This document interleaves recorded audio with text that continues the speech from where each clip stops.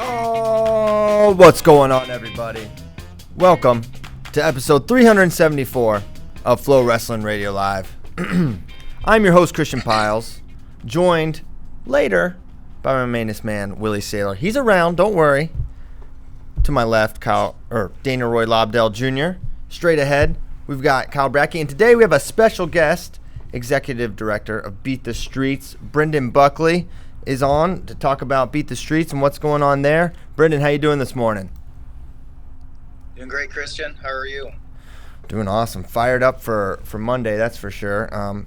Headed into town Saturday, into New York, and my favorite event every year, Beat the Streets. And why don't we talk a little bit about, kind of how this card has come together and your excitement around the entire event that's coming Monday. Sure. So this year is obviously a different theme. I think it was maybe 2-3 months ago, probably more like 3 months ago. I think it was Dake, Taylor, maybe Jordan Burroughs had reached out to Mike Novogratz and came up with the idea of having a different theme this year to have the U.S. National team wrestle this year's NCAA champions, to have a different take from what we've usually done with an international team. So Mike, passed it along. Obviously, I thought that'd be a great idea, and everybody got really excited about it.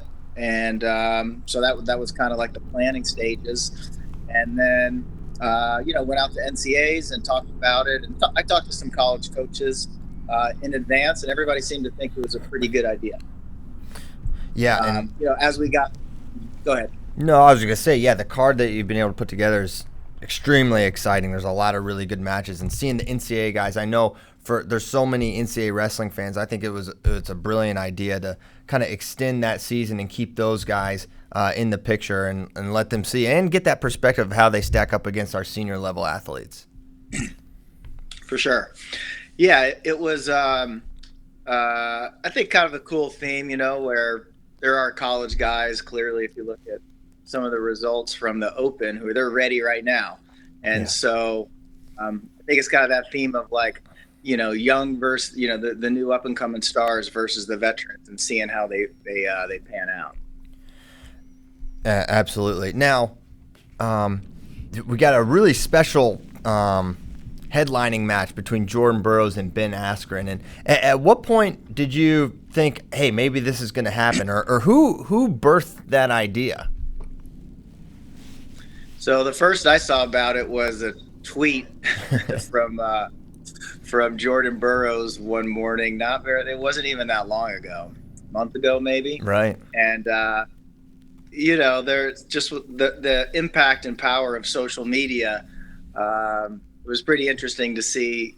I think that started with Askren or Bo Nickel throwing it out there to Askren, and then maybe about a week later, it became Jordan challenging Askren. And so Askren certainly has no fear and stepped up. So we just went right along with it. And then it just, it happened quickly. So it's pretty exciting and interesting to see how that played out. Yeah. Now, while Beat the Streets is an amazing wrestling event, at the end of it, it is a fundraiser for an amazing organization, Beat the Streets. Could you talk a little bit about Beat the Streets as an organization and kind of what this fundraiser goes to? For sure. So this will be a year running an actual event, like a wrestling match. And so the first 2 years, it was just a party. I think Mike had rented out a nightclub. And it was interesting. I was coaching at Columbia at that time, and it's just surreal to see how fast and how much impact took place. I mean, now we're talking 13 years, but it started pretty quickly. There were only 25 wrestling programs in all of New York City at that time, in 2005, 2006, and now there's 150. And it really just started with the notion of Mike just wanted to help out a local wrestling program. And he had a friend who had a friend who maybe had a son that was wrestling at a local team in Lower Manhattan where Mike lived in Tribeca. And he just started helping out, volunteering, and said, hey, I'll buy you a mat, or I'll buy you some uniforms. So that was really the genesis. And then, getting the Wall Street wrestling community behind the idea. Al Bevilacqua, legendary wrestling coach from Long Island, sons of All-Americans at the state, really got behind. It was really his idea to do that, and partnered with Mike, and they're just they created a founding board with some passionate wrestlers and coaches, and Mike said, hey, let's just throw a party, bring some people, bring some famous wrestling people around. John Smith came, Dan Gable came, the Brands, Tom Ryan, all these guys just started coming around, and that was really how it all began.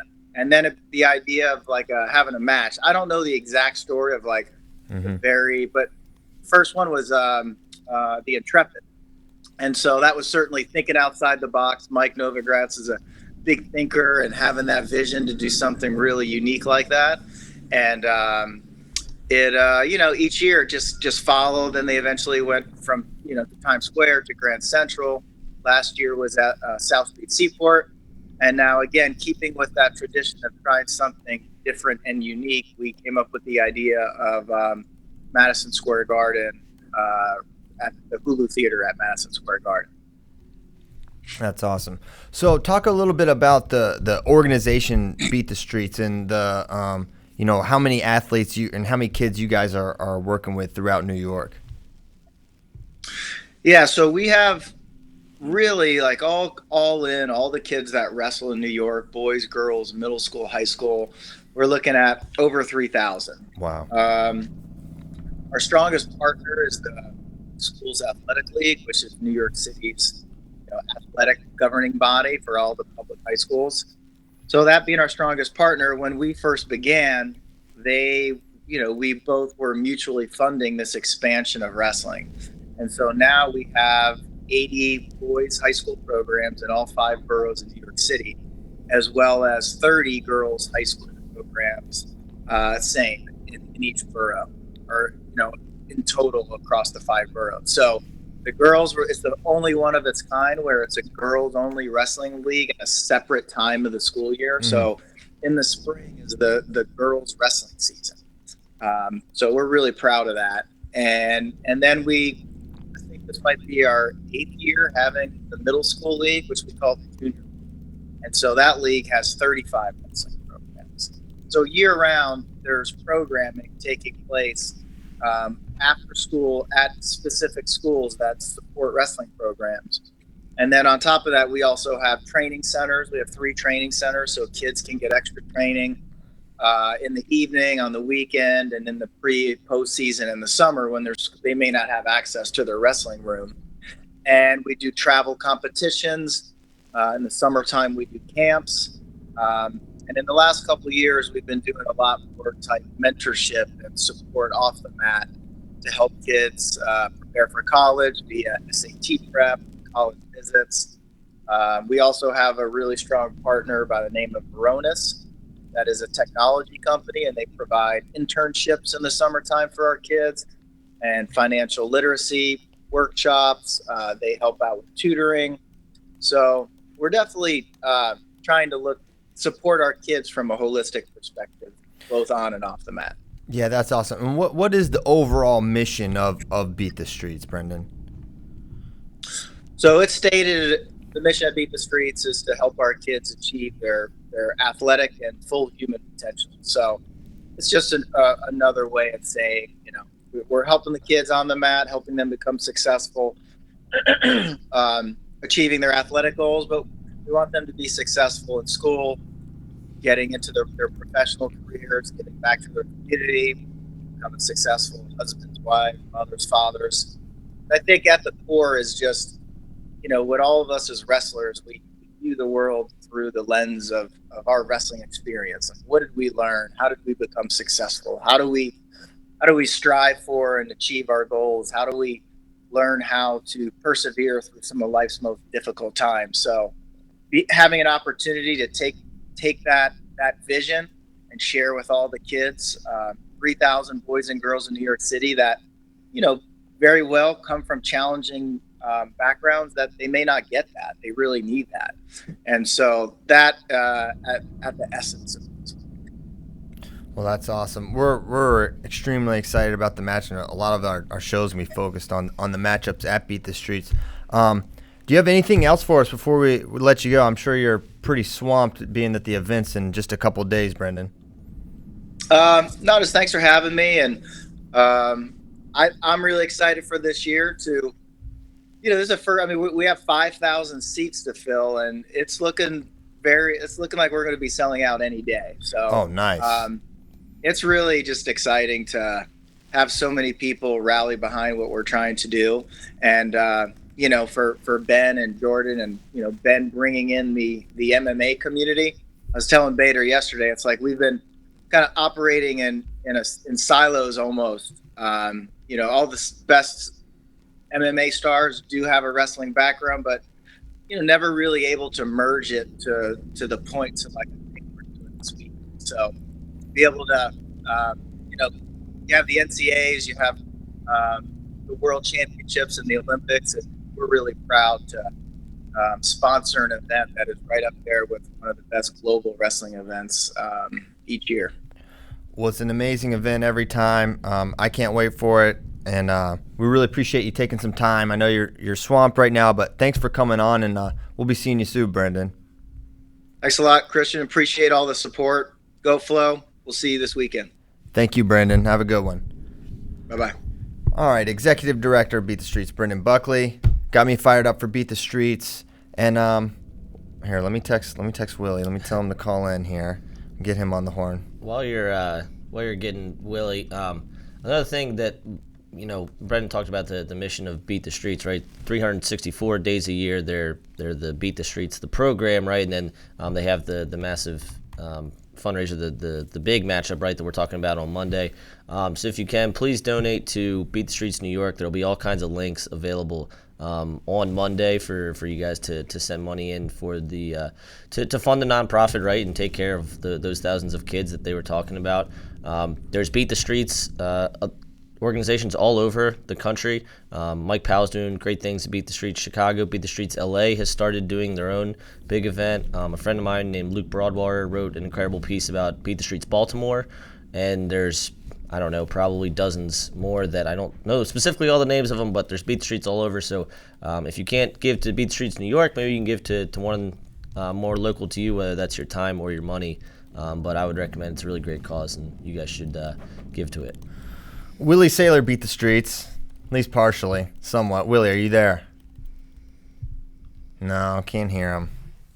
Oh, can't hear me? Oh, there you are. Yeah, you beat the streets, so good job by you. You defied all the odds. You have not defeated Gout, but you did beat the streets, at least to this point. Okay, so welcome on, Willie. Willie's here. And I think we should start with a little Beat the Streets talk, more about the wrestling. And let's just go through this lineup, not the whole thing, because I don't think we can speak eloquently about all the matchups. But the high school one, Adam Busiello, Jojo Aragona, 138 pounds. Aragona looked good at juniors at the Open. Haven't seen Busiello in a while. Anyone giving Busiello a shot here? I know he's a New York guy, but I got to figure he's a pretty big underdog here against Aragona. I'm going Aragona. I'm going Aragona too. I think he'll have a little size on him. I don't think either guy. Do you know? I should know this, but do you know if they're wrestling freestyle or folk? Freestyle. Right. Neither one of them really have that much freestyle experience. Adam Busiello wrestled Fargo 1 year. I think JoJo's first ever tournament was last weekend in freestyle. He said, I asked him about that. He said he'd wrestled a lot of local freestyle tournaments, but never done a national tournament before. Yeah. So, I mean, I think for him to place 8th in that bracket that he did was rather encouraging. It was a really deep field with a lot of guys that have been around the freestyle circuit a lot, and he won basically on just pure wrestling ability. So, I'll take JoJo. I don't know. Have they announced the new one yet? Bracky? It'll be announced this morning, but you can go ahead and Okay, I don't want to get yelled at here. But Nick Piccinini's wrestling Jack Mueller. Nato's out, Piccinini in. So excited for that one. Trying to think if these guys have hit before. I don't believe that they have. I can't recall. Happening. I can't recall. Okay, so that one's happening. Excited for that one. I think probably favor Mueller's freestyle experience there over Piccinini's. Yeah, Mueller, the world teamer last year, U23s, right? Correct. Then this is one I'm most excited about. If I had to rank, it's probably my third most anticipated. James Green taking on Anthony Ashnault.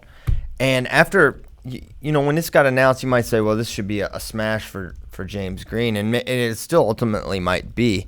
But, watching Green lose to Ryan Deakin, and then Ashnault's got some freestyle chops. He's beaten some big guys before. He's made a university world team. And, man, he just had an undefeated NCAA season. I have to figure this is going to be a real match here for James Green. I mean, I definitely think it's a match. There's been wrestlers over the years I've sort of been, I don't want to say frustrated with, but I think could have prevented some losses, and James is one of them. I think sometimes he doesn't put guys away. I think sometimes he plays it very close to the vest, and he'll take a loss. Like he did that at what was the rankings tournament last year? Nomad. It was the one in Turkey. The Dogu? Is that what you're talking about? Dogu. He kind of let the guy hang around, and he got bit at the end. He got bit at the end against Deakin. And, I think that, if anything, we know about Ashnault is the kid fights, till the end. So I think it's going to be a good match. Yeah, I agree completely. All Jersey matchup there.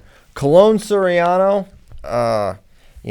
We've discussed this one probably more than any other match apart from Burroughs Askren, but it's all going to come down to, will Cologne get an opportunity on top? I think from neutral they're probably pretty similarly matched, very different styles. But I think if Cologne gets on top, it's problematic.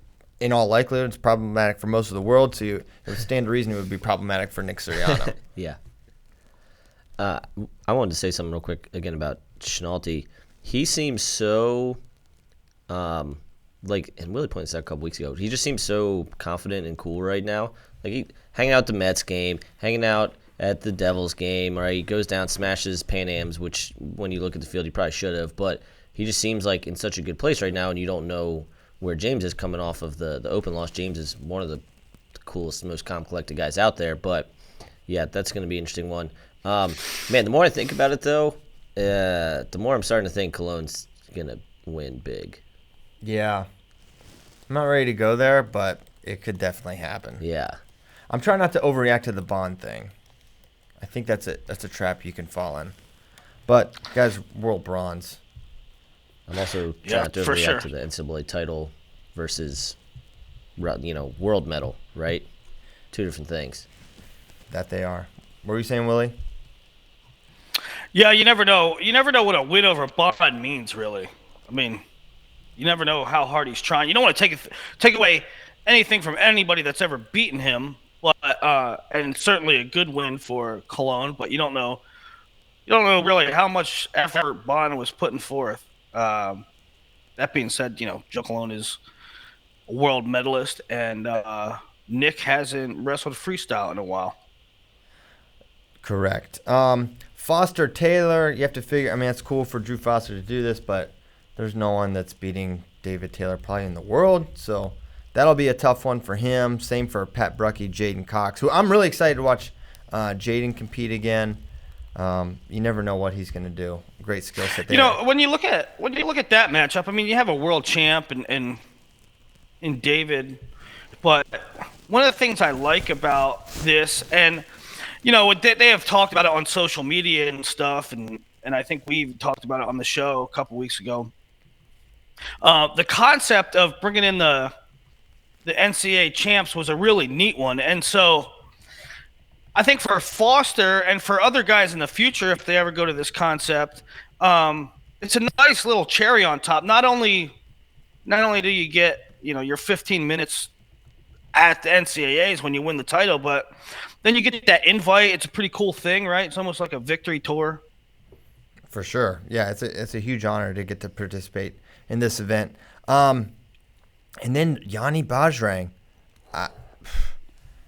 I mean, that guy's going to wrestle really hard for 6 minutes. You know that. He's going to try to step on Yanni's foot a lot of times. Literally. But, I mean, after seeing what I'm just going to skew. If it's in the margins anymore, if this is possible, I'm just going to lean Yanni. So, Yanni. I think Yanni is going to win here, even though he's wrestling an absolute stud who just beat Jordan Oliver. Yeah, I mean, we said it last show. It's like not that lights on stuff, but elevating your game when it's a big moment. On paper, Yanni hasn't been on the freestyle scene a lot the last couple of years, especially not in big spots. And Bajrang's certainly on the come up. Bajrang was a guy that he'd pick up a good win here and there, and he was kind of like a notable guy in the field. But then he kept, then he won a rankings event. Then he had good wins at Worlds, and on paper, Bajrang's a favorite, right? I don't know. I mean he's a world silver medalist. Yeah, he should be. What are the Vegas? Yeah, on paper, what would the Vegas line be for this match?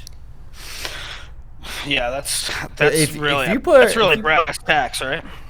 Yeah, that's the reality check. I think if you made Bajrang a favorite, I think everyone bets Yanni, personally. That's my thought there. And then the final match, Ben Askren, Jordan Burroughs, our buddy Ben Askren against the King, Jordan. And how much do you think the weigh-ins could matter? The fact that this is day before 79 kilograms. That's 174 pounds. That's 11 pounds bigger than Jordan competes at normally on a day of weigh-in now. So how do we think can that have any impact? Because Ben can get quite large. It's not the most impressive large. It's not going to blow you away. But as far as just tonnage, putting on size, Ben can do it. Yeah, I think he could give almost anybody a problem, even at his age, at his current level of wrestling training. He could give elite world level wrestlers problems on a 1 or 2 match kind of basis, and probably except Jordan, I think. Because Jordan doesn't take a lot of singles, right? He doesn't get in a lot of positions where there's going to be crazy, scramble. dude. That's his go-to leg attack now. Yeah, he's a single legger. And he gets in positions that ensues in a scramble? Well, no, because he's good at. He's a pretty good finisher, but he's a quick finisher. His number one leg attack is definitely a single leg right now. Really, the only guy that's got him in a scramble the last year plus is Chimizo. Yeah, that's what. When you finish quick, the kryptonite to funking and figuring out positions is quick finishes, and Jordan does that about as well as anyone. Yeah, so it'll come down to that. I mean, I think he'll shoot singles. I mean, that's what he's been doing primarily. That's how he's been getting to good guys' legs. You're saying it could help, Dave for Wayne could help Askren, but might it also help Burroughs to be like, man, I don't have to worry about weight? Sweet. Sure. But you're saying because Ben's just bigger anyway. Yeah, Ben's just bigger. I don't think 174 is a big. I think initially they wanted this lower. I think Jordan wanted it a lower weight, and Ben's like, I can't make that light in this, so no. That's my understanding. So I think Jordan would have preferred it lighter. Now it's not going to be some day of craziness like Chimizo last year. That was nonsense. But so I don't know. Just Ben has that X factor, that style that you just can't count out. So let's beat the streets. We'll have obviously head to the coverage page there. We have a ton of content up with Ben and Jordan and some preview stuff. So check that out. That's Monday at, shoot, I should know this. I'm going to be doing it. I believe 6 p.m. Eastern. Oh, really? Mm-hmm. Okay. So you guys, Central and West Coast people, and even you Mountain Timers, I think we should get, first of all, even you Mountain People Timers. in all. here's my thought. No, here's my thought. Here's why I dismiss it. I think Mountain Time should be eliminated. I think there should be three time zones. You got East, Central, West. Mountain, get out of here. You're either Central or you're West Coast. Who knew? Who knew that Beat the Street start time would bring up Christian's theory on time zones? I mean, that's just my thought. It's just one guy's opinion. 6 p.m. What time is that in Laramie? What the hell did 4 Mountain p.m. Timers ever do to you? Yeah. No, it has nothing to do with what Mountain Timers did to me. I just think it's an unnecessary amount of time zones. I think it. You know, there's like sun effects that come into play, like trying Yes. to standardize sunrise times. Yes. I don't find that like- necessary. You don't find it necessary for everyone to like. The sun comes up when it comes up. It's No, it doesn't. Right. So in Mountain Time, it now has to be at 4 a.m. potentially. Oh my God. Listen, I'm trying to simplify things here. You're not simplifying things. You're You're making not them harder. simplifying things. Well, wake up, Mountain Time. I'm sorry.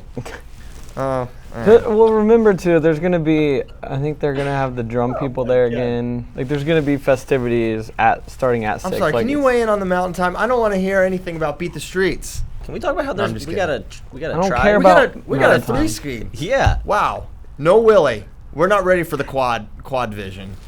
Caleb, no, we're back to 2. It's just 2 of us. Later, Kyle. Well, but let's not say later, Kyle. Let's say hello to Kyle Brackey because Oh wow, Drummers? that does look We're cool. talking about drummers. not anymore. We're not. No, that's what they do at the beginning of Beat the Streets. Remember, they always have the kids who play They the drums. do, Yeah. which I look forward to every year. But what does that have to do with Mountain Time and 6 p.m.? Because I thought Christian was complaining at first because Beat the Streets starts early I'm not on West complaining. Coast and Mountain Time. Like, it's going to be 3 p.m. and 4 p.m. out there. So it'll give you more time to get home from work and all that jazz. Just a little extra buffer. Okay. The people have been asking, they've been clamoring for it. They didn't get an Alien Hour last week. They just got a mega tease. So I think it's time we kick it to Kyle Brackey for Kyle Brackey's Alien Hour. Go ahead, bud. So I'm not ready for the mega one yet. Okay. I do have the documents, but I'm not like fully prepared to do it justice at this Okay. point. So today I want to cover something that I got sent a lot when I was at the U.S. Open. And I know we don't deal with alien hours a ton, or actual aliens during the alien hour, but today we are. Whoa. Because Yes. the Navy is now creating a process where pilots can report UFO sightings. Yes. Because there have been so many that they're like, okay, we have to do something about this because something is in the skies. Like, these guys are not just making this up. Like, we trust these people. They're officers, they're academy graduates. Like, they're not just making it up. We have to create some sort of process so we can try to figure out what is going on. So it's pretty awesome. And then you have all, like, the Washington Post did this article, but you have all these quotes from these really high-ranking officials. Luis Elizondo, a former senior intelligence officer, said it's the single greatest decision the Navy has made in decades. Wow. Oh my Wow. gosh. Now, what's his title? Former senior intelligence officer. Oh my gosh. Hang on, let me find the other one here. So yeah, then another one from Joseph Gradisher, who's a spokesman for the Office of the Deputy Chief of Naval Operations, Sounds big. said, we want to get to the bottom of this. We need to determine who's doing it, where it's coming from, and what their intent is. We need to try to find ways to prevent it from happening again. What? I have Don't three prevent things. it from happening. Nomad's got 3. Encourage it. Start with the second thing. First of all, sharp looking jacket on Kyle Brackey. Second Thank of all, you, Daniel. Second of all, does the Air Force have this program? Because, you know, while the Navy has pilots, in fact, one of my friends is one of them, the Air Force, you know, that's what they literally go to school to do. And third of all, are they the dragons from Game of Thrones? Have they considered that? First of all, thank you for the jacket. Second of all, Daniel just wanted to bring up that he bought Kyle Brackey something. second of all, I'm not aware of the Air Force having a program like this. I believe this is the first military branch to actually like encourage their troops to report it. Yes, and then 3, no, it is not the dragons, because they say that the objects that they've seen are flying in small spherical objects flying in formation. They've also seen white tic-tac shaped vehicles. Tic-tac shaped? Yes. Giant breath mints. There's nothing more terrifying than a giant breath mint. Oh no! Whoa! So now put those then, together. Giant breath mint, fire-breathing dragon. Maybe the breath mints are for the dragons. That's the actual song of Ice and Fire. But it says, aside from drones, all engines rely on burning fuel to generate power. But these vehicles all had no air intake, no wind, and no exhaust. No wind? Yes. How do they know that? Yeah, how do they know that? Because they're smarter than us. Just gotta trust the Navy on this one. This is big. So we've got a quote. It's very mysterious, and they still seem to exceed our aircraft in speed, calling it a truly radical technology. Oh boy. We're in trouble. There's aliens, guys. Breaking news. There's aliens. Okay, listen. How come you haven't seen them? Why don't we see them all the time? Why are they just hovering around the atmosphere? What are they just gathering seen intel? all the time. What are they There's doing? Footage. There's footage all the time. No, there's not footage all the time, Willie. Yes, I mean enough. There's enough footage of a phenomenon that's supposed to not exist that you have to think that it exists. Go look up the Phoenix alien lights. They're all over the place. Are you talking about like the mythical bird that dies and rises again? No, I'm talking about Phoenix, freaking Arizona. Go look it up.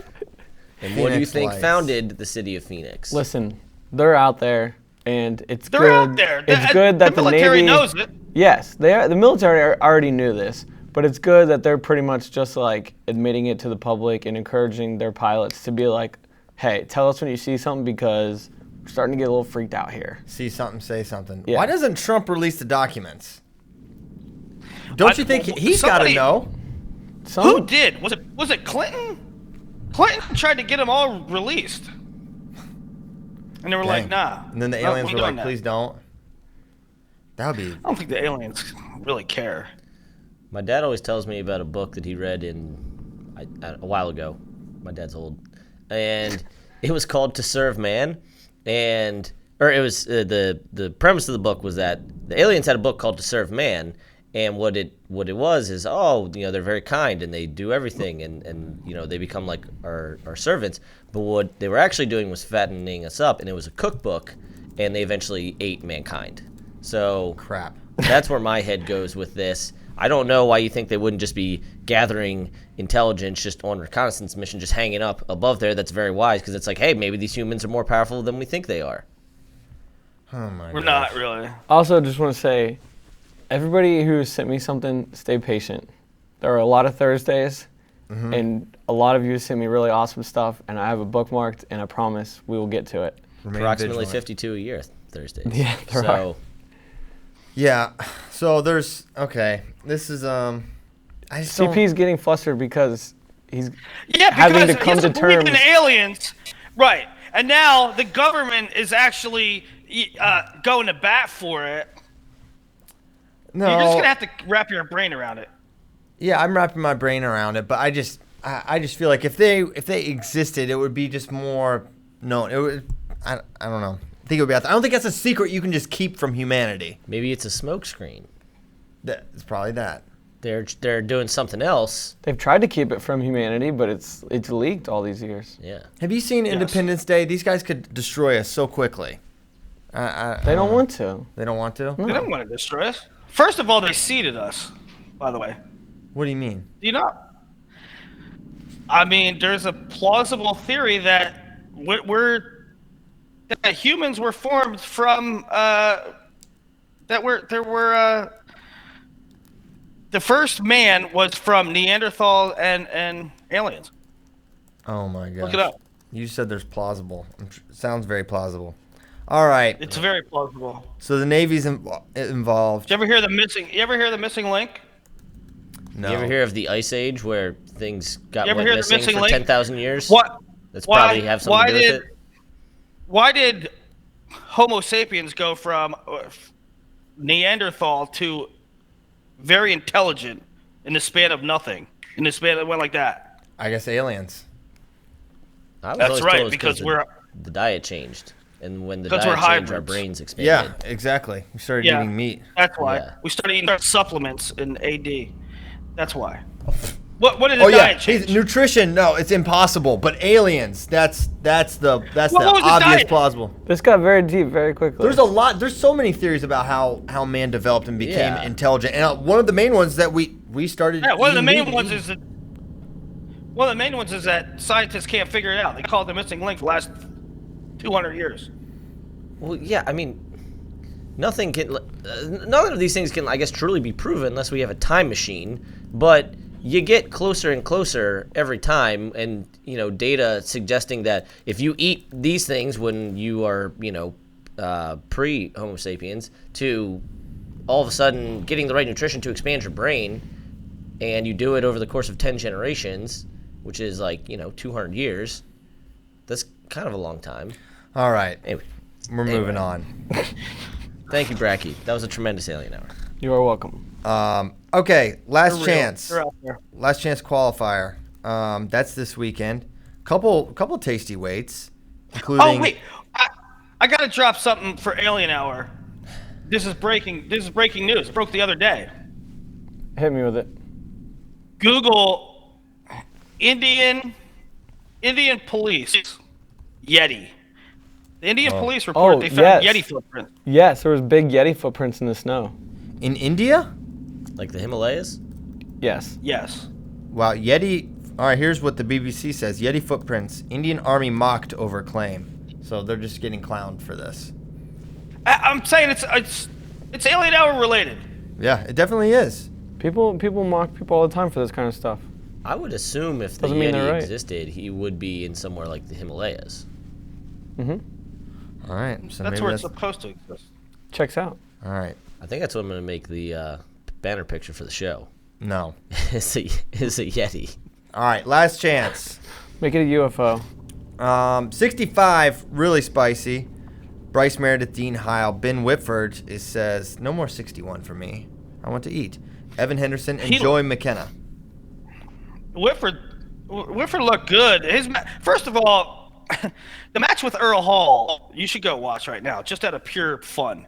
But Whitford wrestled good at 61, but he kind of looked emaciated. The whole time he was down at 61, he looked very, very skinny. I'm interested to see what he's doing. Well, at he's 65. wrestling at a weight lighter than what he won Super 32 at in like 2011 or something.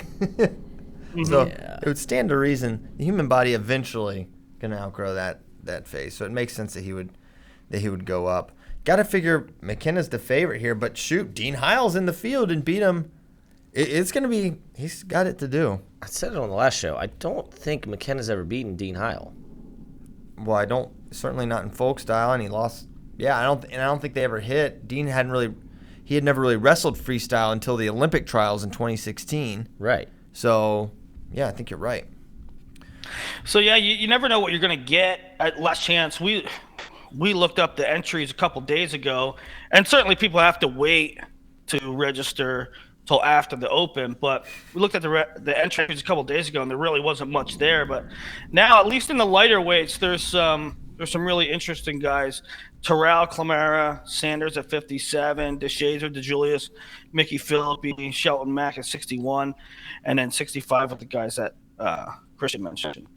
You know, I know you probably don't weigh enough, Willie, but if you went 97, you would automatically be in the semis. What? There's only that many? There's only 3. There's Deontay Cooper, Donald McNeil, and Jesse Richardson. Same thing with 86. And 86, So wow.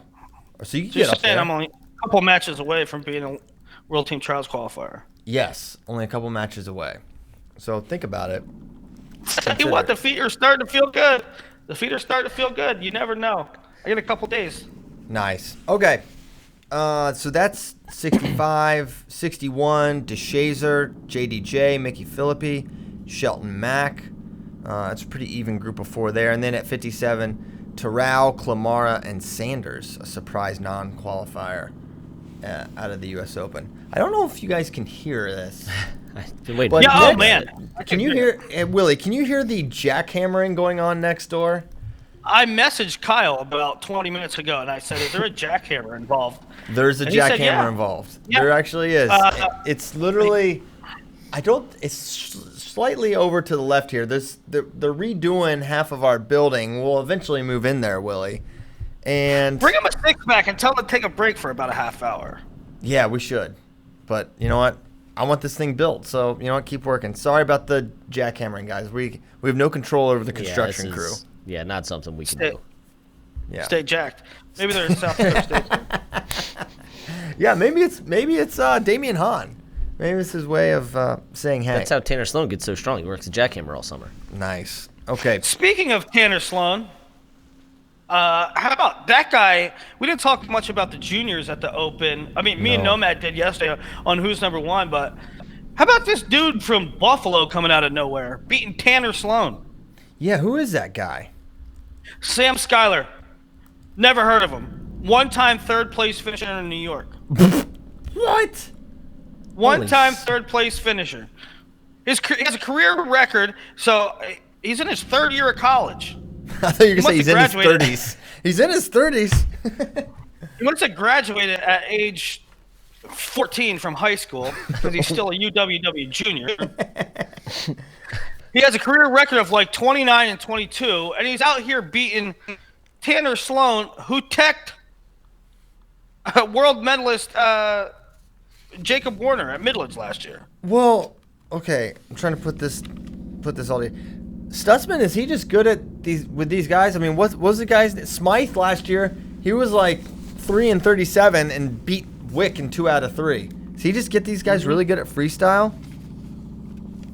He must. I mean, he's a good coach. I mean, Stutzman's a really good coach. What are you laughing for? I think that Stutzman's one of those guys that really coaches guys up, and man, he doesn't get recruits in. If he got like better talent to come in, they could be really tough. He nearly got kicked out during that finals match. He's a wild man. He was going berserk in like a good way, like smacking the stage and encouraging his guy on and just screaming and going crazy. I mean, it was classic Stutzman. It was great. He's the nuts man. Okay, so that was interesting. 57, Malik Hansman kind of smashed everybody. He did really good. He's made multiple world teams. 61 was kind of the most fun, interesting weight. Bravo Young beat Glory, who looks huge, who looks like he'll never make 25 again. I don't know if he will, but he looked real big. On the other side, it was Gabe Tagg coming out, making the finals, and beating Roman by pin. Surprise, Decatur DMPs got pinned twice. I'm interested to see if Roman goes to the trials. I mean, I think he will. It's such a Gabe Tagg jump levels. It's there's no doubt about it. And the elite athlete program Kevin Jackson's overseeing, the data suggests that that's working. And I could have been more impressed with Gabe Tagg the way he was very aggressive, forceful, whatever. But it'll be interesting to me to see, because for Gabe, that's, Roman went through the NCAA season. Gabe was kind of sitting out. He wrestled freestyle the whole season. For him, that was kind of his Super Bowl, right? He had all eyes on that. Right. To me, it'll be interesting to see if, Roman was like, okay, got to get up for this. Got to be a little bit more focused and energetic. Because for Roman, it was kind of like exhale after NCAAs and then go to this. And for Gabe Tagg, he was like singularly focused on it probably. Not to take anything away from Gabe. Gabe could beat him again. But it's certainly, I don't think before the tournament somebody would say, Gabe Tag really had a shot to beat Roman. Tag, to Willie's point about EAP, went to, I think, 3 college opens this year. I believe he made the finals, won one. I can't remember how he did in the other. Then they did a tournament in Russia, the Dmitriev, where he went 3-2, ended up 5th. So he got a fair number of matches in this year. Obviously not as many as he would have in a typical high school season, but you get 20, 25 real high-level matches, right, against college guys and then UWW juniors, most of whom are college guys. So the experience that he got this year showed big time at the Open. And now I'm really curious about what his ceiling is at UNC. Yeah, no kidding. He's a stud for sure. And, Julian had a pretty good tournament. He didn't place. It's interesting that Gabe looks like he's physically maturing. Like, Gabe had some good size on him. He was built and everything. Julian still looks like he's real lean. He has some maturing to do. He looks, I don't want to say like a baby, but he's still, he's not all fully developed. And then the other EAP kids are just giving a shout out to Kevin Jackson, because Aaron Brooks, of course, but DJ Shannon looked about as good as I've ever seen him look. Who else, Nomad? Well, Brooks won for the 2nd straight year. He's just smashing dudes. Joe Greenwood is also at the EAP. I don't believe he ended up placing. And then, on the girls' side, EK won 53, and she's 17 years old, which I didn't know you could wrestle at the Open at 17 years old. Which means she might still be cadet eligible, which is absurd. But anyway, yeah, great job by the EAP. The Elite Accelerator program. On the flip side of that way, Jordan Decatur got pinned by 2 guys. He got pinned by Jarrett Trombley and Jevin Parrish. Jevin Parrish is a story in himself. He came back. He took 3rd. Well, Jordan Decatur, a sort of down performance in a style that he's probably better at. Yeah, the second pin was highly concerning. Like, I don't know if you've got to watch it yet. I watched it this morning. Pancaked, yeah. Yeah, but he was like totally just like hung in a position he shouldn't have. I don't know. He is such an interesting prospect. Like, it could go a lot of directions with Jordan Decatur. I think he's got the talent, but the guy enters tournaments and he does, most of the time he doesn't win them. When a lot of people think he can win them, right? I just think there's a lot of red flags there. But I think he's going to a place where if you have red flags, I think it's a good place to go. I think because the culture at Ohio State's outstanding, and if they can, get him, I don't know what he needs, right? I'm not sure what it is. I don't know what it is for his consistency. Like, what do you do? But I'm sure they'll figure it out and get him optimized. But I think he needs a year for sure. And to that point, and I don't know how much of this is Ohio State, but I'm sure a fair amount. The last time, well, I guess, anyway, Brayton Lee beat Sammy Sasso at Fargo their senior year. Bad. And then Sasso beats Lee close in folk style at the end of this season in a late Open, might have been Matt Town, and then smokes him in the junior finals. Yes. Which I don't think is Brayton regressing. No. I don't think Brayton has regressed at all. He beat Corey Teamer. Right. In fact, I feel pretty confident that Brayton has also gotten better. But I also think that Sammy has gotten that much better. Yeah, I think he's a great case where you drop a motivated guy in a great environment. What can happen? Mm-hmm. Yeah, I mean, it's always interesting for me to see the juniors and the guys that have been redshirting. Some of them are there because they need to get matches in because they don't wrestle a whole heck of a lot as a red shirt. Some of them are there really like, okay, I'm making this junior team. Yeah. And to me, watching Sammy's first match, I was like, I don't know exactly how all in Sammy is on this tournament because he almost gassed. And then he looked like he was totally all in. He just smashed everybody. Yeah, what was that match he looked so tired in? Was that against Monday? Quincy. It was Quincy Oh, my Monday. gosh. Yeah, he looked Super tired. They both got tired. Who, by the way, Quincy ended up getting 4th. Yeah, he had a nice tournament. How about this? That was first match. Sasso beat Quincy was first. 2, 3, 4, and 6. Dang. It's pretty good. Yeah. Okay. Do we want to real quick go over the guys who are sitting? I'm going to say it. Here are the guys sitting in the Trials Finals in Raleigh. Malik Hansman at 57, Gabe Tagg at 61, Yaya Thomas at 65, Sasso at 70, David Carr at 74, Aaron Brooks at 79, Trent Hidley at 86, Luke Davison at 92, Sam Schuyler at 97, Anthony Cassiope at 125. So they, kind of like the old process for seniors, they are sitting in the best of 3 finals in Raleigh, which we will be at in a couple weeks. Cool. Moving on. Questions from friends. Let's get to them. What? Nice comment in there. Oh. Matt Kaminer is asking us. He asked us who should hang him up, and Christian put in the doc. Matt wants us to get beat up.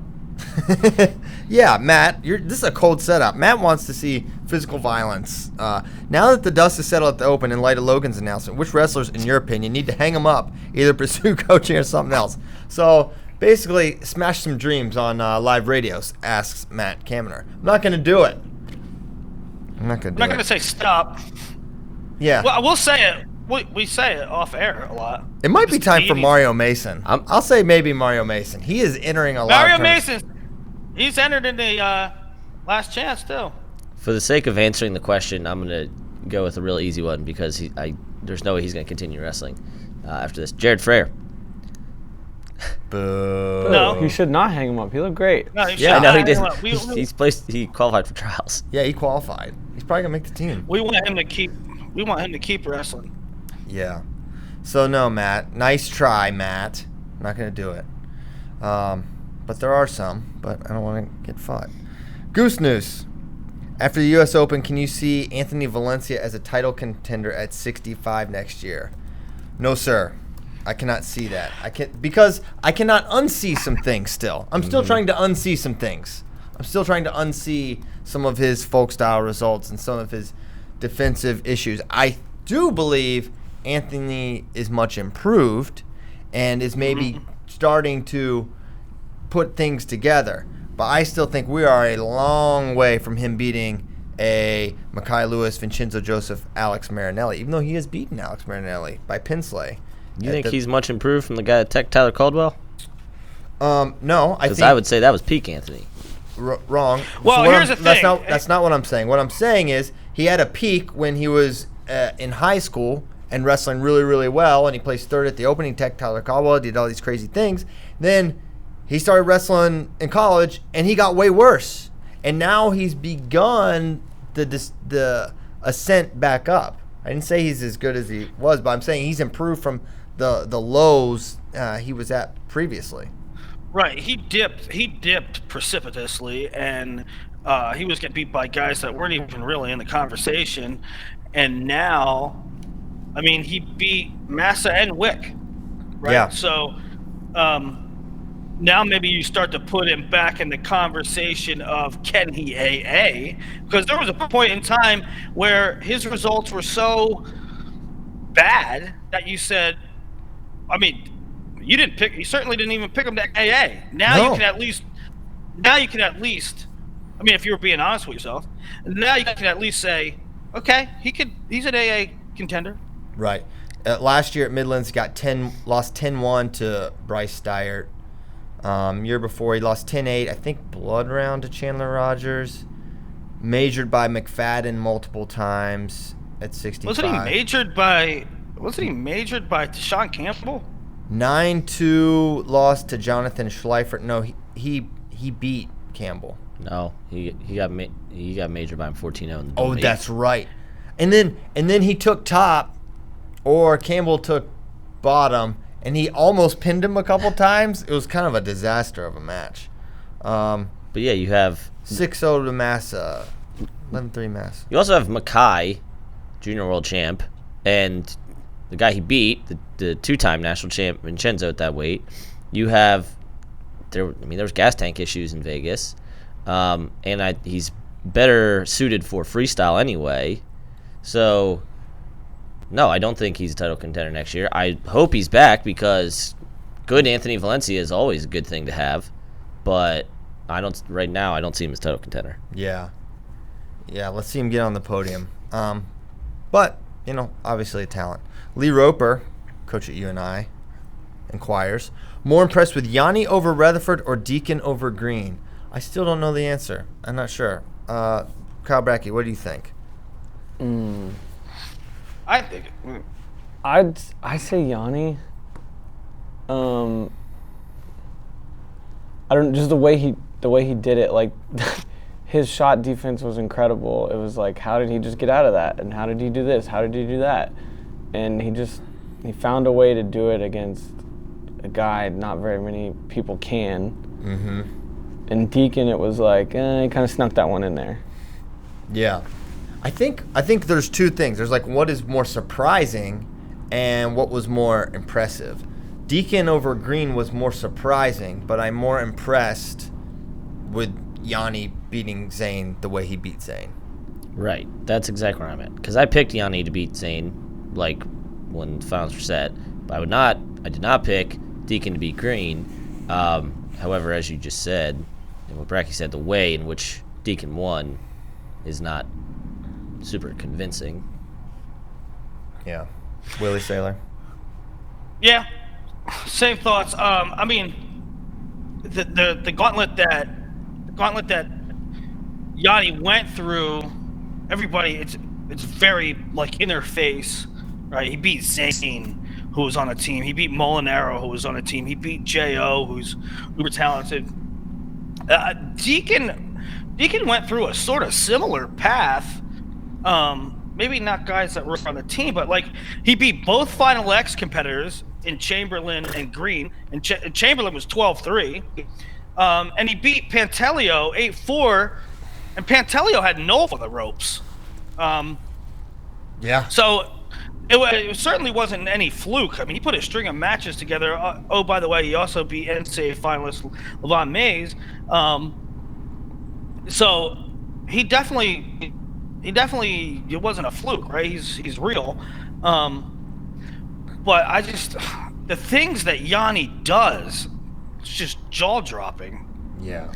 For Deakin, the big one, I mean, obviously Green was the biggest one, but a big one is beating Pantaleo, a guy who he lost to twice last year in freestyle and had the most recent win in folk style over him.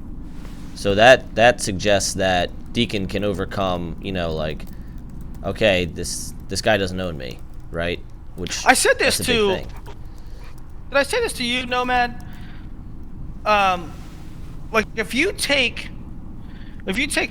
all the college wrestlers and then their freestyle results in the last, I don't know, 8 years. You always have the Jamil Kellys who never AA'd but was silver at the Olympics. Is it kind of odd? Could you say that James Green and Ryan Deakin are the two guys in freestyle right now that were much better freestyle than their folk style results in college? Gilman, too. Yeah, Gilman. Maybe Joe Colon. Yeah, for sure, Joe. No, certainly.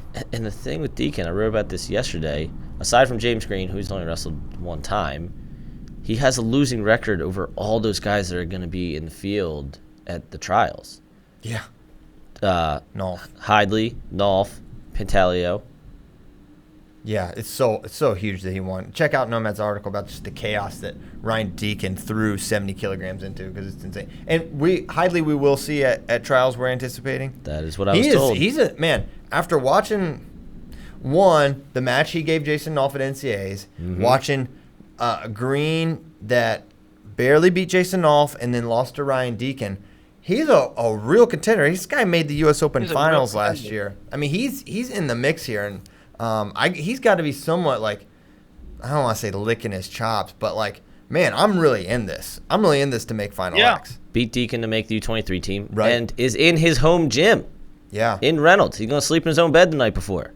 The bed factor. It's huge. Does he have a Sealy Posturepedic? No. The Mug Dog sleeps, He got a doghouse. Mug Dog sleeps in a doghouse. Wow. Yeah. Very on brand. Okay, I like that. So here's the thing while we're on Deakin. The guy I saw at the Open reminds me of the guy that I thought I was going to get all year long when I watched Cliff Keen Las Vegas. Yes. I was like, this dude can go with Nolf. And then I felt so dumb because the rest of the year, I mean, he lost to Caleb Young twice. And then it just went down, right? He just got kind of gradually descended. And I was like, okay, well, I don't know what weird. I overreacted. But now he's back. Now I feel like, okay, what I thought I saw something really special during that first like month and a half of Ryan Deakin. And so I feel like that's actually there. And what he can do at the senior level, we'll see if he can get by whoever comes out of trials. But man, that guy is really, really, really good. I wonder if it's it's like everybody, but I wonder if it's a mental thing where just maybe for the last month or two of the season, he wasn't where he needed to be mentally. And then kind of after NCAAs, he got a chance to collect his breath and regroup. I don't know. I feel bad like criticizing that on air, but like maybe it's something like that, right? Where he regathered himself, had conversations with Storney and Howe and all those guys, and was like, yeah, you know what? I am this good. Like, I am better. And they just got him back on the right path. I don't know. I mean, he All-American, so it's not like he completely sucked. Well, yeah. I agree, though. It's like, it's college is a long season, and who knows what these guys go through at certain stages. But I think the salient point, and the point Christian's trying to make, is that it was a dichotomy. I mean, there was a real two different versions of Deakin last year. Yeah. In my opinion. I mean, he lost to Steve Blythe and majored him in the same tournament. Yeah, and you don't listen. With all due respect to Caleb Young, I mean, Caleb Young's not James Green. I mean, can't confirm. Caleb Young's the guy. Caleb Young's a guy that Ryan Deakin's a guy that you would expect to beat Caleb Young, right? But he didn't twice. So. Yeah, the mystery of Ryan Deakin, it's fascinating. But when he is on, he's world level. I think you have to say that. I mean, literally world level. Literally world level. You win a junior world silver. You beat James Green. Like, I don't. There's no other words. You're on the level. Yeah, the data's there. Okay, so sorry we kind of went down 70, but it's just fascinating. You just don't see something like that too often. Good conversation. Nathan Siegel, son of Steven, perhaps. Do you think the 2-day weigh-in affected Nolf at the end of the match against Green? And did it affect Green at the end against Deakin? It also looked like Miles Martin gassed / gave up against Downey. 2-day weigh-in or coincidence?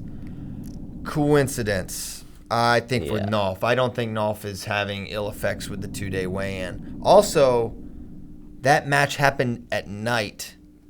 The semi where he lost to Green happened in the evening of Friday. So I don't. Is Nathan suggesting that like Nolf had already started thinking about his cut, and so that interferes? It's like, man, I can't get up too high, and then but that's what I'm asking. Like, is that what he's implying? Maybe that's what he's implying, but I just don't think that's what happened, and I don't think that's what happened with Green and Deakin. I think these are 70-kilogram guys. Deakin. If anything, Deakin looks huge. Deakin looks like he could be a 74-kilogram guy. He's the size of Andrew Howe. He's enormous. He is bigger than Andrew Howe, at least to look at.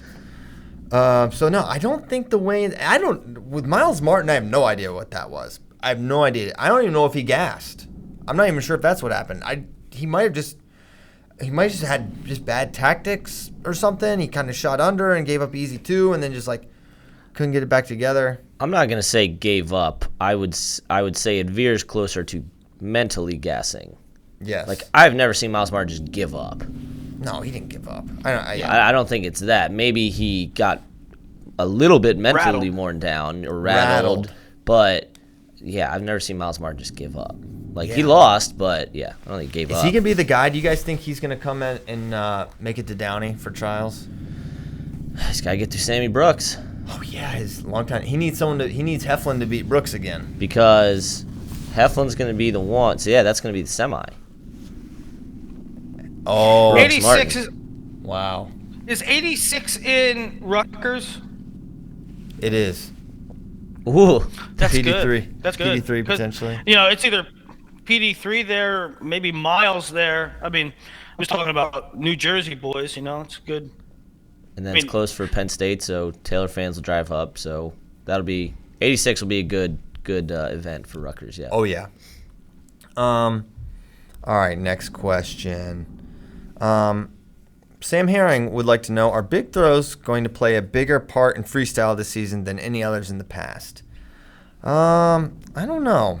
I don't think in America we have a lot of throwers, but the ones that can do, and it really helps them. But I think it is an area within USA Wrestling where, not within USA Wrestling, but like just as the country, Yeah.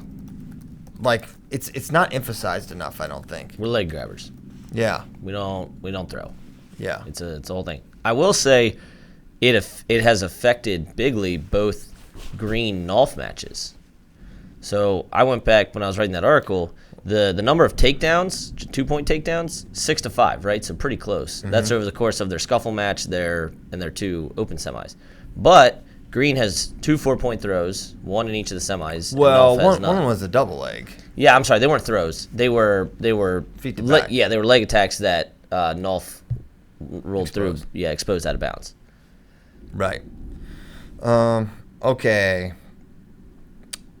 Someone just has a question about Titan Mercury. Do they have a training facility or do they just sponsor athletes? Mostly they just sponsor athletes. I don't know if they cover travel. I don't know what all they cover, but they support them, give them gear, etc. But they do have a place in California where Yeah. I think, but like Kyle Snyder doesn't train there or anything. Right. So it's mainly the kids club, which is what Reese used to coach, the Titan Mercury young guys at San Marino before Reese went to NJRTC. So yes, they have a facility, but senior level guys are almost never there. This was Shamrock Shaker's better question, and it really made me think. I think the U.S. Open final should be best of 3 for weights that have a bye to final X on the line, since there's so much at stake.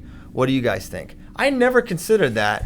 Now that I've thought about it, they shouldn't do it, but I kind of think they should. Like, I don't think you change up the U.S. Open and start making some 2 out of 3 and some not. It's like adding layers of confusion.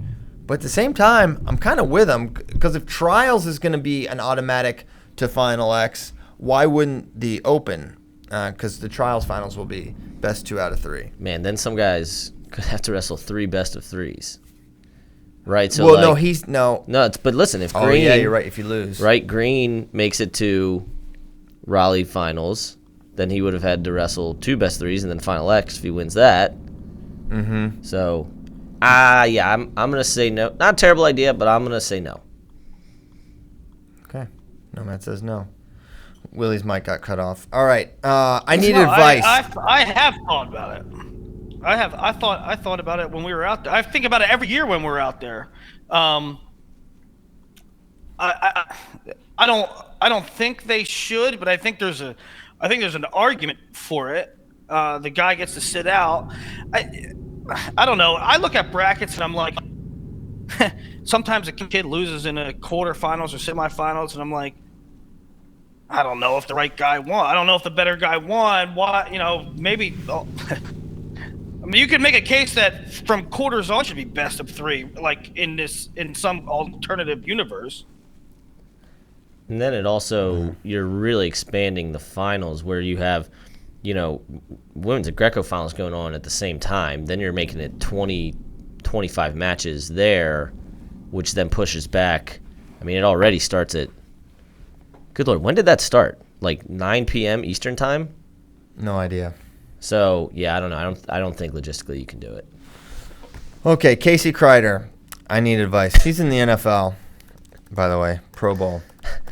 He needs advice. I bleed black and gold until I die. It's a long time. But I can't help but pull for other programs. Tony at UNC, Ethan at Utah Valley, and I love what Bono and Reed are doing at Wisconsin. Am I wrong? Should I feel remorse? Absolutely not, Casey.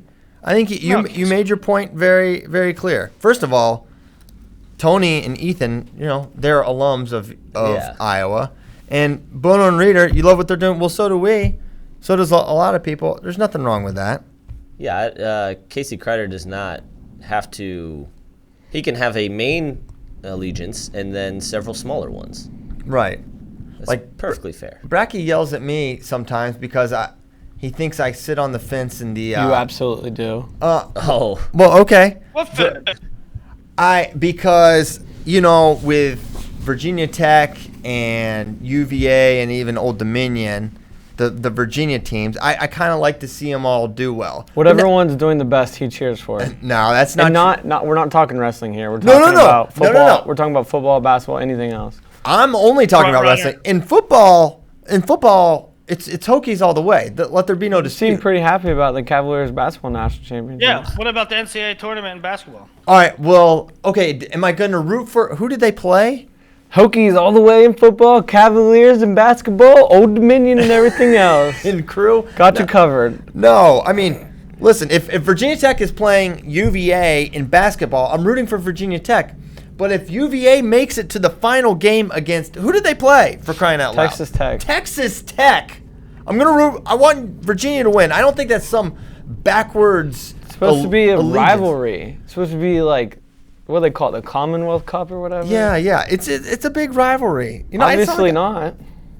I don't think I should feel any remorse for being glad that UVA won over Texas Tech. The real trash. travesty is that you're a Texan now and you're rooting against Texas Tech. I'm not really I don't identify as a Texan. Well, that's where you live. It is where I live. That's where you. It's not where my heart is. My heart's in Old Virginia. And so I don't feel. Willie, can you weigh in? Is there something wrong with me thinking, hey, it's kind of cool that UVA wins? Tell him, Willie. I don't think there's anything wrong with it, but you were pretty pumped about UVA, and it came out of freaking nowhere. No, I was not that pumped. I didn't do anything.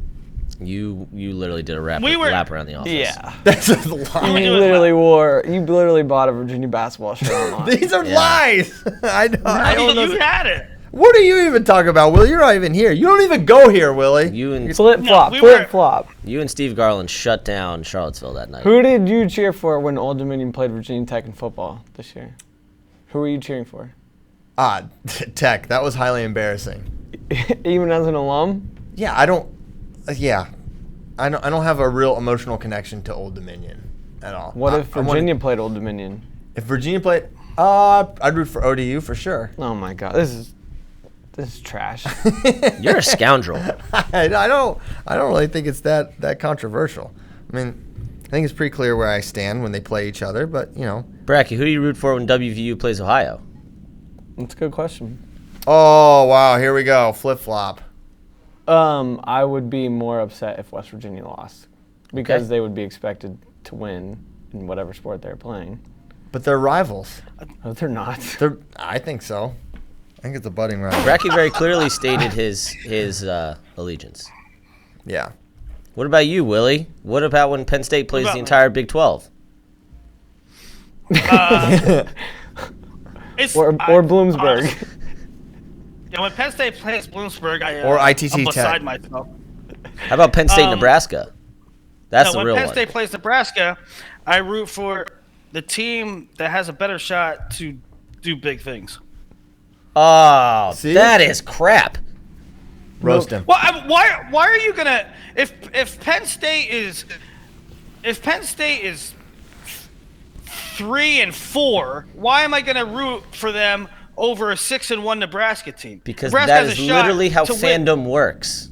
That's what being a fan of a team is. When the Orioles Then call didn't me make the playoffs for 15 GD consecutive seasons in my formative years, I didn't stop rooting for them. Hey, this all comes back to Casey Kreiter, because I'm the biggest Redskin fan, but when the Redskins stink, which happens quite often, I root vigorously for the Broncos. Broncos are my second team. And He's told me before the Packers are his second team. Well, I root for no. Christian does the Broncos same are my- thing. He just cheers for the Patriots. Broncos are. yeah, you have to have a secondary team when you cheer for the No, Redskins. you don't. You stick with Okay, your I should GD just team. stop watching football. You, after no, week no, 9? no. You just watch it and enjoy it. You think the Cleveland Browns fans give up? No, they're some of the best in the league. It's more fun You when you people suck. You're the Yeah. worst fans. Bracky, Yeah. are you telling me that this is bull? Yeah, this is a lie from Bullcrap Bracky. on Straight up Bracky. lie. What are you talking about? I Bracky, watch are every you football game telling ever. me- I watch Maction on Tuesday And you night. don't have it. And you don't have a team you Are want you to telling win. me when your team is out, If- when your if team I have is a- out, when your if I team have is not money on involved, you don't root for a team? Christian, no. Okay, watching on. a game and rooting for a team is one thing. Christian worships the ground that Tom Brady walks on and the This is Patriots. true. And It is not just watching a game and be like, oh, I'm going to pull for this team. It is ride or die. Yeah, okay. Bracky. That is true. that is true. If Bracky is watching a game and he really likes a prospect, right, and like maybe they're gonna talk about it on Flow Football, he'll root for them in the moment, but he's not like, yeah, I'm an A&M fan this year, whatever. Like he's West Virginia. Yeah, that's Bracky would have been the same for Johnny Football if he had not been a complete fraud and terrible at football. And you're going to be that way with. You love Baker. He wasn't terrible at football. He's pretty terrible. That's Johnny- one of your worst. Johnny takes. Manziel stinks. He's terrible. He stinks. He's just. got He's like all- one I will- rung above Tebow as an NFL quarterback. Bless your heart. He's a- I'll pray for you guys. He's, Because- He's What? getting ready He's for not Raleigh. in the He's getting league. ready for Raleigh. Listen, Nathan Peterman is in the league and not Johnny Oh, he's Football. not, and he hasn't been the whole last season. It's a joke. It wasn't. Nathan. You probably really thought that. Sad. For the really sad. record, fans out there as they rapidly leave while we don't talk about wrestling. Yes. Here are my teams. They're actually Number not. one. They're staying around. USA Wrestling. Number 2, tie, Orioles and Ravens. Number 3, all their JMU teams. What would happen if Miami played James Madison? I would root for JMU. Okay. And that's the also problem with different. that That's also is, though- different because, well, first of all, I don't really watch football anymore. Let's be serious. But But that's my point. The problem with you trying to say I'm such a loyal follower, I have my teams and that's it, is you don't freaking watch anything. yes, You but follow I don't. football. You I don't follow baseball. You don't follow anything but wrestling. I literally just admitted that. And when I do watch those sports, I don't root for the Yankees or the Dodgers or the Braves. When I do watch those sports, I root for my teams. And That's as far as because the you don't- JMU you don't Miami care. thing, you can't even they're name. in two You different can't divisions. even name guys on the Orioles right now. You just, if they happen to be good this year, you're like hip hip hooray. Yeah, well, because I'm not So disputing that I don't watch the team, but that's my Don't team. say you're crazy loyal. Don't say you're crazy loyal. You're a fair weather fan. That's what you I'm are. not a fair weather fan. I'm not a fair weather By fan definition. of the team. I'm a fair weather fan of the sport. By Okay. definition, you're a fair weather fan. Hey, the internet is telling me Nathan Peterman is in the NFL. He is. That he's on the Oakland Raiders. Public apology to me, please. No. Declined. Ooh, Nathan Peterman. Nathan Peterman's better than Johnny Football. He's on a reserve futures contract. Hey, that's more. What contract is Johnny Manziel on? McDonald's? You guys are House dumb as house hell arrest? if you think what- Nathan Peterman that's is what better contract- than Johnny Manziel. that's what contract He threw Johnny 5 Manziel's on. interceptions in one GD quarter. That was impressive. Pronation. Hey, I watched the Josh Rosen press conference. That is the least inspiring human I've ever seen. Whatever. All right, I'm sorry. He's better than Johnny Manziel. Go Hokies, go Wahoos, go Tom Brady, and I'll go, pray for you, too. Go Dwayne Haskins, and you know what? Go Johnny Manziel. I hope he gets a job or something. That would be big for him. Oh, this is a tough one. Where does Nelson Brands ultimately enter Iowa's lineup and predict his highest career finish at NCAAs? I don't know about that one. I don't know. Nelson's going to be on the bench this year. Yeah, we talked about that yesterday and who's number 1. When's he gonna start? Listen, he's really good. He took third in Fargo. He took third at juniors. He beat really good guys.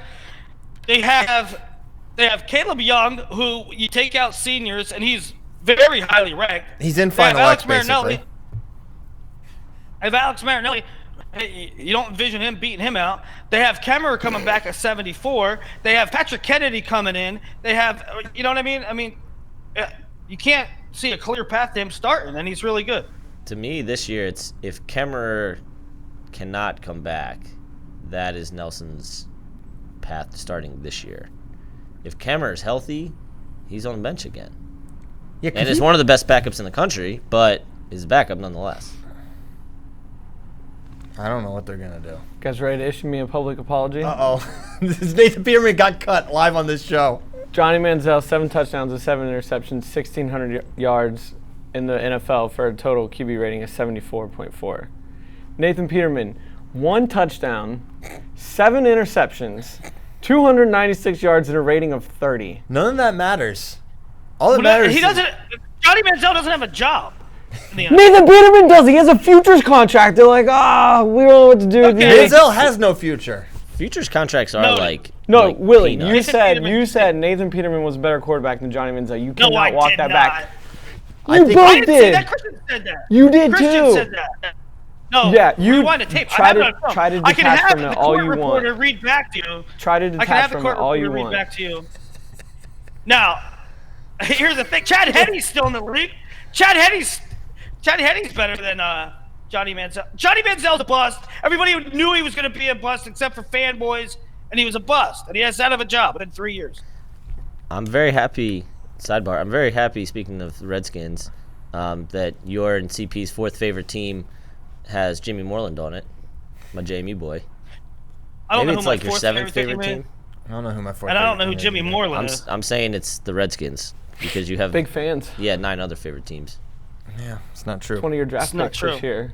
So thought you guys would know that. But No, Whatever. I don't know who Jimmy Moreland is. Oh, that's really Well, sad. he's a playmaker, so you better learn the names. As long as he's playing Wofford and Hofstra, Yeah. he's on fire. Pretty pumped about Jay. My favorite JMU moment is when they dropped wrestling. It was great. Under your watch. It was not. Under your I was watch. still in high school. It's because you covered them. He's like, oh, they cut wrestling? Let's go there. All right. This is the worst show maybe ever. But let's keep going. No, it's not. It's the best show ever. So Nelson Brands, I don't know when he enters the lineup. He could have, what would have been maybe more prudent is if he had gone the open and tried to place top 7. I think if you qualify for Seniors. yes, 74, and that may have been actually attainable given the bracket at 74. It may not have been More attainable at 79, actually. or 70. Yeah, 79. I don't know. They messed that up. I don't know though.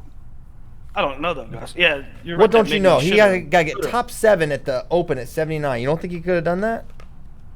No, my point is, in what universe does anything that Nelson Brands does in Vegas mean he's getting a starting job? No. Buddy. They're talking about Olympic red shirt. You get top 8 at the Open, senior level. You can get an Olympic red shirt, push your clock back. Stacey Davis placed here. He got 6th.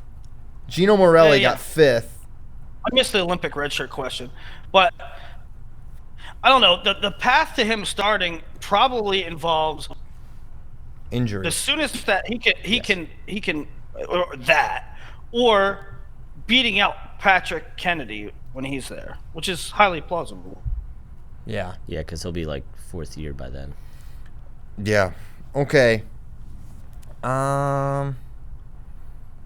Someone asked Nick Creamier, did Kassar end up getting how would you say that? Creamier. It's just yeah. Anyway, Cremier.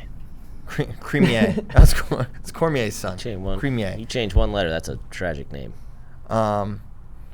Did Kassar end up getting another year, and did I miss it? Or I think he might have got another year, but I think the question is, will he accept it and wrestle? It's very much he's considering not coming back, regardless of the 6th year ruling. Which that really affects the title race. Oh yeah, you go from Kassar to AJ or Seth Neville's, that will be a drop off. Right. Seth will be fine, but don't think he'll win NCAAs. Seems unlikely. Seems unlikely. Yeah, that's all I know. I don't know if he's made a final determination at this point. Last question. Higher score at the conclusion of Final X. Willie's number of gouts plus 1/2 or Cornell World Team members? I think there will be Cornell. There'll be more Cornell World Team members than gouts. Yeah, because I think they're going to get 2. They're going to get Deakin. But is this guy saying that Willie starts with half a gout, and then if he gets gout in both, What if it moves to like his hand or Half a something? gout? Can you have hand gout? I don't think you can have a canned gout. I'm going to tell you what. We've been making. Somebody just said in our earpiece that they have gout in their elbow. Damn it. I didn't know that was possible. Caleb, speak for yourself. You have gout in your elbow? So He says correct. All right. that's not even possible, Caleb. Calling BS on that one. Here's the thing: we've been making tremendous progress on the gout. I'm gonna start running here soon in about a week or two. Prepping for that half marathon, huh? Wow. What do you weigh? All right, hey, I found this out. Oh, Nathan Peterman got fired again. Yeah, he's done. But no, gout. It can. Somebody has gout in their knuckles. No, it affects joints, an ankle, knee, and can also appear on the hands, fingers, elbows, and ears. Wow, you can get gout basically everywhere. Ears? That's what it said. Ears? How can you have gout ear? I might send this thing to Willie. Signs your gout is getting no- worse. If it's does it start at the bottom and joint. work its way up? If you get gout ear, it's over. Hold on. You're done. It occurs in joints, like your elbow, your fingers, and your ear. There's no ear joint. Listen, I'm reading an article. Yell at the doctors.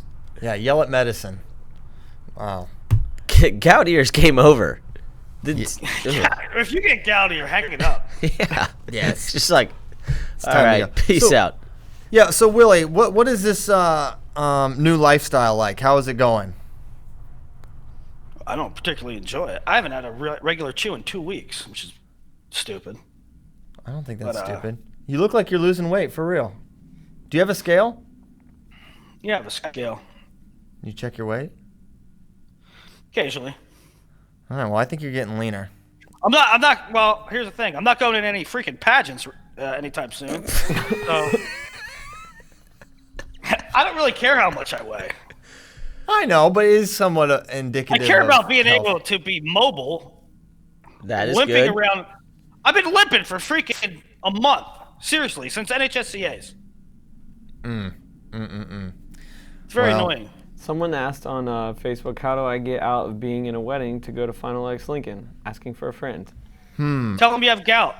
I told him break the couple up so the wedding's canceled. Yeah, break up the couple. Or move the wedding to Final X. We'll do it on the mat. We'll do it on the mat, right between the intermission. If it depends on how inquisitive this person is, I would just say Final X is like a. You know what? Say Final X is the code name that the U.S. Navy is giving the battle with the aliens, and you've been called into service. Wow. Okay, that's So pretty good. play the draft angle. Mm-hmm.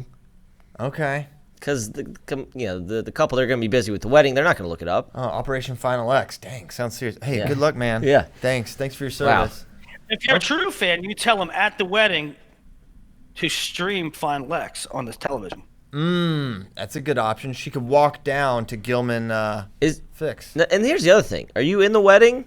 Yeah, he's in the wedding. Ooh. Well, Now, is he the Or groom? no, ask in a wedding to hang out. like if you're a groomsman, I don't know, can't do that. But if you're just in the audience, first of all, body double. He's He's in in it. He said in it, yeah. Okay, have the bridesmaid you're supposed to walk down with FaceTime her and have her hold the phone and then you're there. I think your first option was better with the whole military service thing. Or body double. Or body double.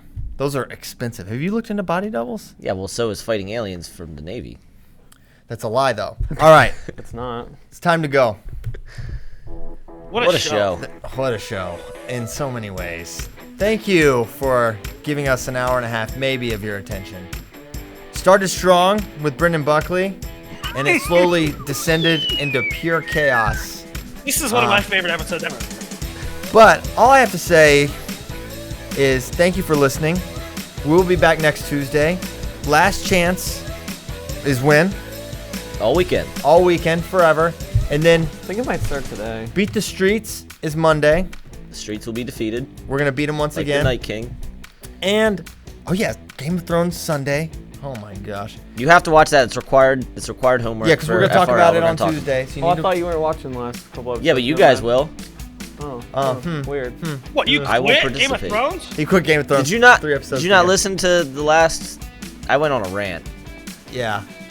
So with that, I'll say, go Redskins, go Patriots, go Hokies, go Cavaliers, go Monarchs. Go Nathan Peterman. Boo Johnny Manziel. See you next Tuesday. Thanks, guys. Haters and losers.